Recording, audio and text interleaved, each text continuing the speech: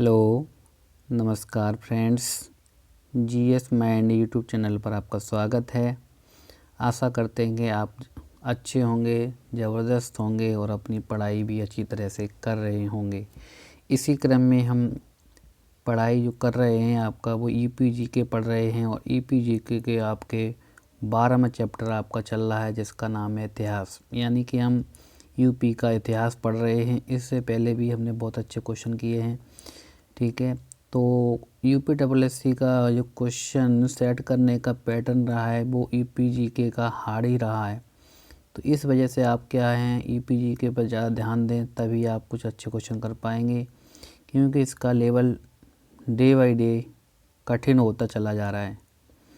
आशा करते हैं कि आप सभी फ्रेंड्स अच्छी तरह से अपनी पढ़ाई कर रहे होंगे और आपके आगामी एग्ज़ाम जैसे यूपी पुलिस, लेखपाल, होमगार्ड, यूपीएसआई में अच्छे नंबर प्राप्त करेंगे।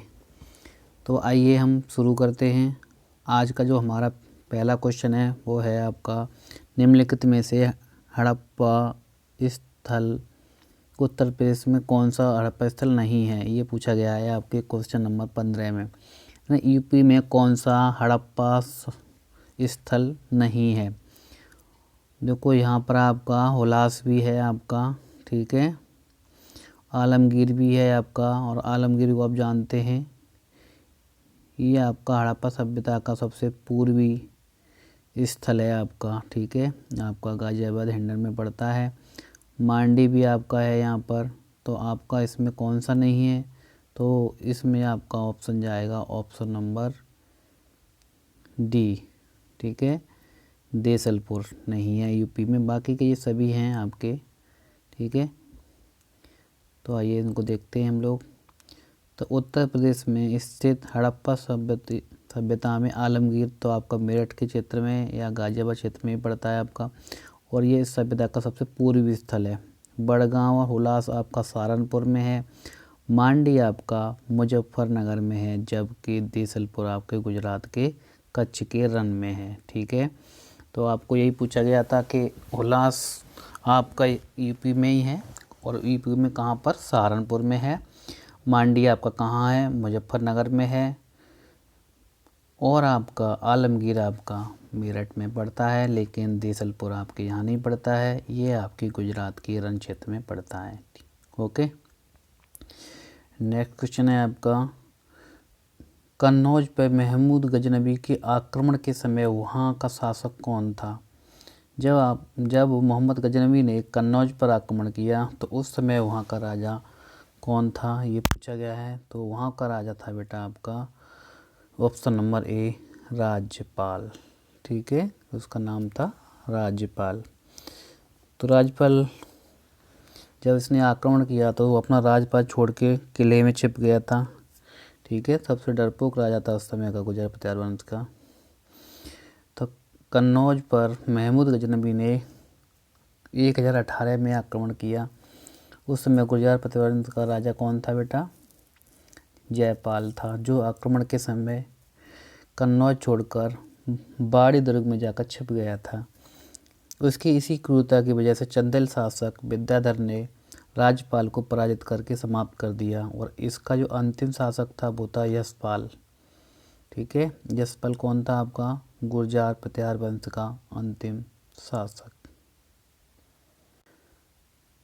नेक्स्ट क्वेश्चन है आपका मध्यकालीन में उत्तर प्रदेश के किस जनपद को शिक्षा का केंद्र होने के कारण सिराज ए हिंद कहा जाता था। तो आप जानते हैं इस क्वेश्चन का आंसर कि मध्यकाल में जो सिराज ए हिंद किसको कहा जाता था, तो ये कहा जाता था आपको जौनपुर को। किसको कहा जाता था बेटा, जौनपुर को कहा जाता सिराज ए हिंद।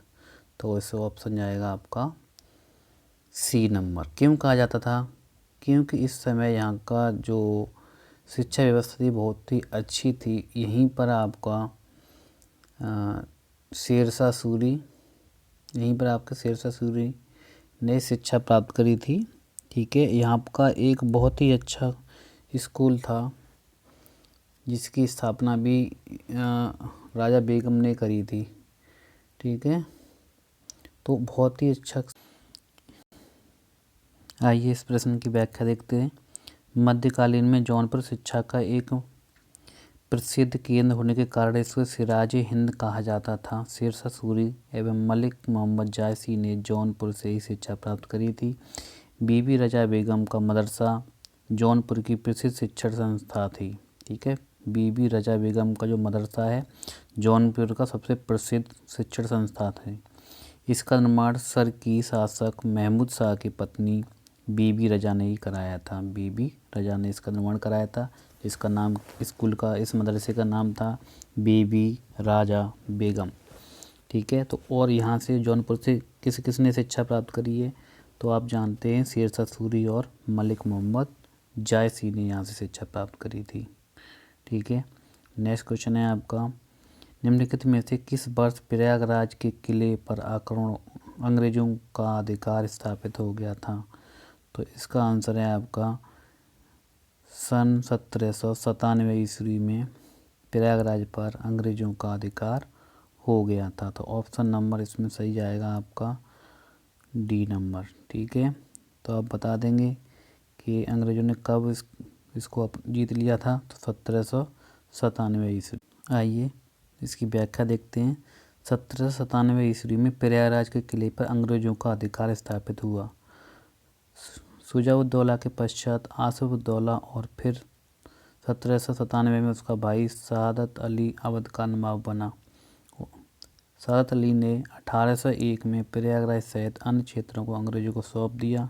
इसके बदले उसे क्या मिल गया था, सुरक्षा की गारंटी। नेक्स्ट क्वेश्चन है आपका, उत्तर प्रदेश के विभिन्न स्थानों पर आयोजित भारतीय राष्ट्रीय कांग्रेस के अधिवेशन। तो आपसे इसमें पूछा गया है कि कौन सा अधिवेशन किस वर्ष में हुआ है। ठीक है, तो इसको मिलान करना है आपको। तो मेरठ में बेटा सबसे पहले मेरठ में हुआ था 1946 में, आपको पता होंगे ये। कानपुर में हुआ था 1925 में, लखनऊ में हुआ था 1916 में और बनारस में हुआ था 1905 में। ठीक है, ये आप मैच कर लेंगे, सी नंबर है इसका आंसर। नेक्स्ट क्वेश्चन है आपका, ये आपको पता होगा ये जब आप नेक्स्ट क्वेश्चन है आपका, किस वर्ष वर्तमान उत्तर प्रदेश का संपूर्ण क्षेत्र बंगाल प्रेसिडेंसी से अलग करके आगरा प्रेसिडेंसी के अधीन कर दिया गया। तो यह आंसर आपको पता है, ये आपने यूपी जीके में खूब पढ़ा है और इसका आंसर आपको कौन सा होना चाहिए, 1833 में। ठीक है, उत्तर प्रदेश को आप जानते हैं, जो उत्तर प्रदेश था, वर्तमान जो उत्तर प्रदेश है, पहले बंगाल प्रेसिडेंसी का अधीन था। तो इसको प्रेसिडेंसी से अलग करके एक आगरा प्रेसिडेंसी की स्थापना हो गई थी 1833 में। ठीक है, फिर इसको भंग करके आप जानते हो 1836 में आगरा अवध प्रांत बनाया था। तो इसका आंसर आपका आ जाएगा हमारा question number option number B. ठीक है, आपने ये पढ़ लिया पहले ही। अब आपको 21वें नंबर में क्या करना है, मैचिंग करना है बेटा। ठीक है, तो मैच करना है। तो ये क्वेश्चन देखो, जो आपका संडे को पेपर हुआ था उसमें भी इस टाइप का क्वेश्चन आया था, प्राचीन नगरों के नाम दिए थे और वर्तमान नाम पूछा था। ठीक है, उसमें आया था अमरोहा का क्या नाम था पहले, तो आप जानते हैं अमरोहा का पहले नाम था ज्योतिबा फूले नगर। ठीक है, और इसमें पूछा गया है कोयल आप किसको कहते थे बेटा, अलीगढ़ को कहते हैं कोयल। ठीक है, फिर आपको महोदय श्री, तो महोदय श्री आपको नहीं पता है, ये सभी आपको सम्मिलित करना है। ठीक है, तो महोत्सव नगर भी महुआ है। ठीक है, महोदय श्री आपका कन्नौज है, लेकिन बेटा जो आपका जोजाक भुक्ती है ये कौशाम्बी नहीं है। तो ऑप्शन नंबर इसमें आपका सही जाएगा डी नंबर। कौन सा नंबर सही जाएगा बेटा, डी नंबर जाएगा। ठीक है,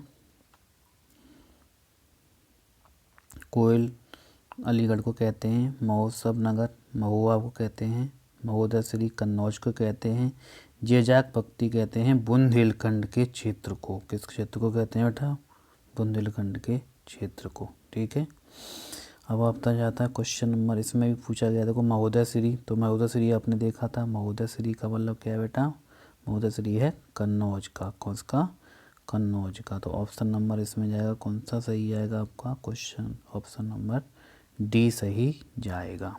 ठीक है। नेक्स्ट क्वेश्चन है आपका, अंग्रेजों के विरुद्ध बनारस विद्रोह का नेतृत्व किसने किया था? तो आपको ये पता होगा, अंग्रेजों के विरुद्ध बनारस विद्रोह का नेतृत्व किसने किया था। आपका नेक्स्ट क्वेश्चन है आपका, ये आपको मैंने पढ़ लिया था, बनारस विद्रोह का नेतृत्व किसने किया था बेटा? तो ये किया था राजा चेत सिंह ने। क्या नाम है बेटा इनका? राजा चेत सिंह। ठीक है। इन्होंने क्या किया था बेटा? बनारस विद्रोह का नेतृत्व किया था। हुआ ऐसे था कि 1778 में वारेन हास्टिंग ने क्या किया था, राजा चेत सिंह से युद्ध कर के रूप में 5 लाख रुपए की डिमांड की।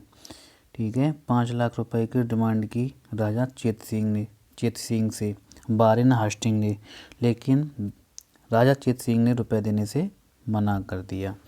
फिर आपका 1780-81 में बनारस विद्रोह हुआ, जिसमें क्या हुआ था, राजा चेत सिंह हार गए और इसके बाद में इसका जो भतीजा था महिपाल, उसको राजा बना दिया गया और उसने 40 लाख रुपए वार्षिक कर देने की एवज में उसको राजा बना दिया गया। राजा चेत सिंह की जगह पर उसका भतीजा राजा बना।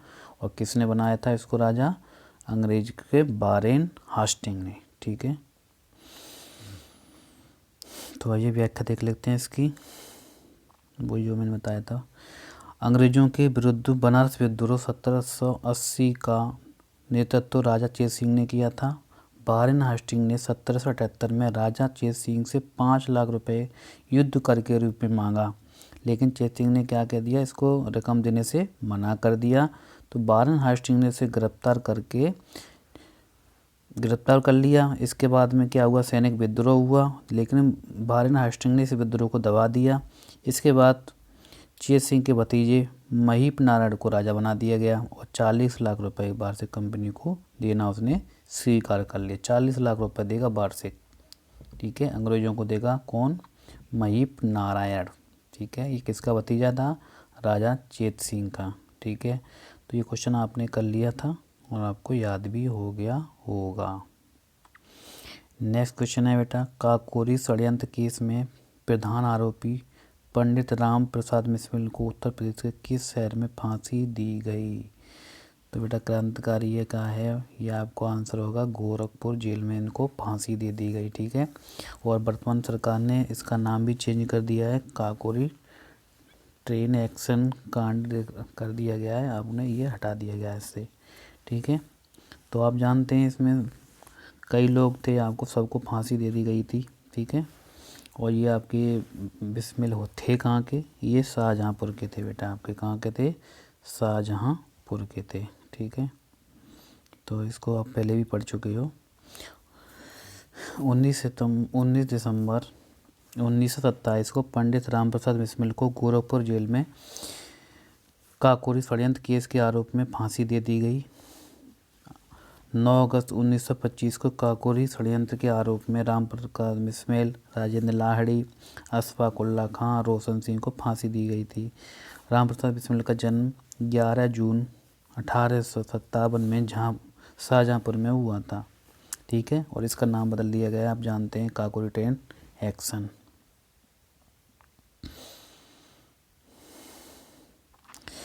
नेक्स्ट क्वेश्चन है आपको, उत्तर प्रदेश में स्वाधीनता आंदोलन के समय ही एक अन्य बृहत जन आंदोलन प्रारंभ हुआ, जिसका नेतृत्व किसने किया था? तो इसका नेतृत्व किया था बेटा मदारी पासी ने। किसने किया था? मदारी पासी ने। ठीक है।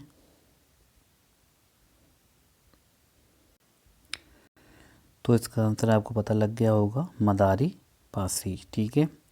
1921 के लगभग में क्या हुआ था कि अंग्रेज क्या कह रहे थे, कर लेते थे, लेकिन उनकी कर का कोई निश्चित नहीं था वो कितना कर ले। तो इन लोगों ने मदारी पासी और एक थे सहदेव, तो इनके नेतृत्व में इन लोगों ने सौगंध खाई कि अगर अंग्रेज़ों को आप रुपए देंगे वो नगद में देंगे और एक भी ज़्यादा रुपए नहीं देंगे। ठीक है। तो इस आंदोलन को किसने लीड किया था? मदारी पासी और सहदेव ने लीड किया था। आइए इसकी व्याख्या देख लेते हैं। ये अवध का एक आंदोलन था। किस जिले से प्रारंभ हुआ था? हरदोई जिला और अवध क्षेत्र में था ये। 1921 के अंत में और 1922 के प्रारंभ में मदारी पासी और सहदेव के नेतृत्व में ये चलाया गया। ठीक है। इस आंदोलन का उद्देश्य क्या था? लगान को नगद रूप में देना, लगान को नगद रूप में देना था। ठीक है। और एका आंदोलन हरदोई, बहराइच, बाराबंकी, सीतापुर जिले में चलाया गया। इस आंदोलन में सभा स्थल पर गंगा की सौगंध दी गई थी कि किसान निर्धारित लगान से 1 पैसा भी ज़्यादा नहीं देंगे। ठीक है। तो अच्छा था ये आंदोलन। एक आंदोलन नाम याद कर लेना, एक आंदोलन, मदारी पासी, सहदेव, और चला था 1921-22 में। ठीक है। कहाँ पर? बाराबंकी, बहराइच क्षेत्र में और हरदोई क्षेत्र में था ये आपका। नेक्स्ट है आपका, ये तो आपको आंसर पहले से पता होगा। अखिल भारतीय किसान सभा की स्थापना कब हुई थी बेटा? अखिल भारतीय किसान सभा की स्थापना लखनऊ में हुई थी 1936 में। ठीक है। कब हुई थी? 1936 में। और उसके जो अध्यक्ष थे आपको जानते हो, स्वामी सहजानंद थे। ठीक है। स्वामी सहजानंद ने इसकी स्थापना करी थी। और प्रथम इसका वो थे अध्यक्ष, वो तो NG रंगा थे शायद, है ना। और इस अखिल भारतीय किसान सभा को जवाहरलाल नेहरू ने भी संबोधित किया था। ठीक है। किसानों की समस्याओं के लिए ये इसकी स्थापना की थी। ठीक है। इसका नाम है अखिल भारतीय किसान सभा। अप्रैल 1935 में संयुक्त प्रांत में अब किसान संघ की स्थापना हुई। इसी वर्ष NG रंगा और अन्य किसानों ने सभी प्रांतीय किसान सभाओं को मिलाकर एक अखिल भारतीय किसान संगठन बनाने की योजना बनाई। अपने इसी उद्देश्य को आगे बढ़ाते हुए किसान नेताओं ने 11 अप्रैल 1936 को लखनऊ में अखिल भारतीय किसान सभा की स्थापना करी। स्वामी सहजानंद सरस्वती इसके अध्यक्ष थे तथा NG रंगा इसके महासचिव चुने गए। अखिल भारतीय किसान सभा को जवाहरलाल नेहरू ने भी संबोधित किया था और 1 सितंबर 1936 को किसान दिवस के रूप में मनाने का निर्णय भी लिया गया। ठीक है। तो आपको ये क्वेश्चन अच्छी तरह से याद कर लेना। नेक्स्ट है 27वां क्वेश्चन। महासचिव के रूप में पूछा गया है अखिल भारतीय किसान सभा के अध्यक्ष तो आपको पता है स्वामी सहजानंद थे, लेकिन अध्यक्ष कौन थे बेटा आपके? तो अध्यक्ष थे NG रंगा। कौन थे? NG रंगा। अखिल भारतीय किसान सभा की स्थापना कब हुई थी बेटा? ये हुई थी आपकी 11 अप्रैल 1936 में लखनऊ में। अब आपका है नेक्स्ट क्वेश्चन आपका, उत्तर प्रदेश की संस्कृति का एक ऐतिहासिक पूर्वकाल है। इसमें निम्नलिखित में से कौन सम्मिलित नहीं है? इसमें बुद्ध भी सम्मिलित हैं, राम भी, नवाब भी, महाराज नहीं है सम्मिलित। तो ऑप्शन नंबर इसमें जाएगा A नंबर। कौन सा A नंबर जाएगा बेटा? A नंबर जाएगा इसमें, क्योंकि इसमें चौथा क्वेश्चन चौथा जो वो है वो गलत है हमारा। ठीक है। अब है आपका नेक्स्ट क्वेश्चन है आपका, अवध राज्य का ब्रिटिश साम्राज्य में विलय कब हुआ था? तो हुआ था ये 1856 में। कब हुआ था? 1856 में अवध राज्य का ब्रिटिश राज्य में विलय। तो ब्रिटिश साम्राज्य में अवध राज्य को क्यों मिला लिया गया था? तो उस समय क्या है, लॉर्ड डलहौजी ने एक हड़प नीति अपना रखी थी। तो हड़प नीति के तहत क्या था, वो राज्यों पर क्या लगा देता था बेटा? कुशासन का आरोप लगा देता था। ठीक है। व्यक्तिगत नीति भी कहते हैं इसको। ठीक है। व्यक्तिगत नीति, तो कुशासन का आरोप लगा कर क्या करता था, वो अपने राज्य में मिला लेता था। तो उस समय अवध के जो अंतिम नवाब थे वो थे वाजिद अली शाह। तो उन पर कुशासन का आरोप लगाकर डलहौजी ने क्या किया था, उनका राज्य हड़प लिया। ठीक है। 1857 में। आप जानते हो सबसे पहले इसने 1854 में सतारा को हड़पा था। इसी सतारा के बाद जैतपुर, झांसी, बहुत सारे राज्यों को इसने हड़पा था। ठीक है। तो उस समय यहाँ का राजा कौन था बेटा? अवध का नवाब वाजिद अली शाह लास्ट थे आपके उनके राजा। ठीक है। इसकी व्याख्या देख लेते हैं। अवध का अंतिम नवाब वाजिद अली शाह 1847 से लेकर 1856 तक था। इसी के शासनकाल में अवध पर कुशासन का आरोप लगाकर 1856 में ब्रिटिश साम्राज्य में मिला लिया गया इसको। ठीक है। तो डलहौजी ने अपना सिद्धांत, कौन सा सिद्धांत था इसका? व्यक्तिगत सिद्धांत। इसी के तहत इसने सबसे पहले 1848 में सतारा को ब्रिटिश राज में मिलाया। इसके बाद जैतपुर को, उदयपुर को, झांसी, नागपुर को अपने साम्राज्य में इसने मिला लिया था। ठीक है, इतना ही रखते हैं आज।